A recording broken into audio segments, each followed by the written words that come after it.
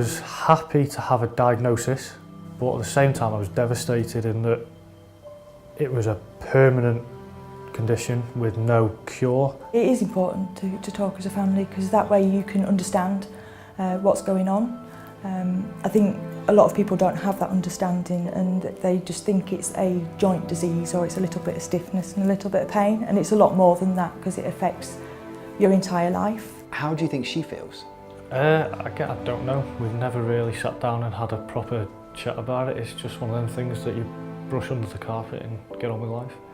Living with arthritis affects every part of my day-to-day life, so it'll affect me from the minute I wake up in the morning to going to bed at night. I can't put my socks on because I can't bend down enough to do that. I'm only in my 30s, so I don't particularly want to be asking somebody to treat me like a child, which is kind of how I feel a lot of the time, that I'm either too old or too young. And how does that feel as well to kind of sometimes see Vicky doing stuff that you'd want to get involved with? It's heartbreaking.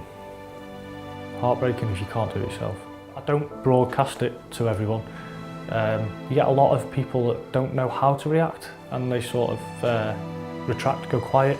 And I've never really opened up to the emotional and the mental side of it. I don't think society understands the full extent. I think it's still seen as an old person's disease. There's people walking around that, for example, might hold a disability badge or disability benefits. Just because you can't see what's going on doesn't mean there's nothing there.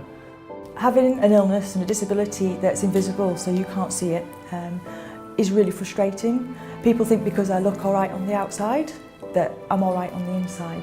When I was first going through the diagnosis at 23, 24, I was playing 11-a-side Sunday League football and I was constantly getting injured and I didn't understand why.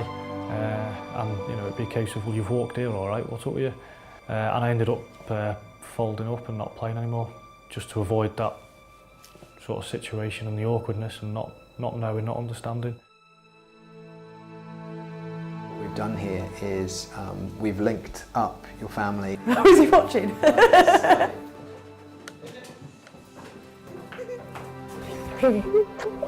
It's quite surreal because he doesn't tell me how he feels, and when he does I just go, we can get on with it. So it's nice to hear. We still have exciting times, yeah? And then when we can't have lots of exciting times, we have family times where we can sit on the sofa and we can watch our films, yeah? And eat pizza, yeah?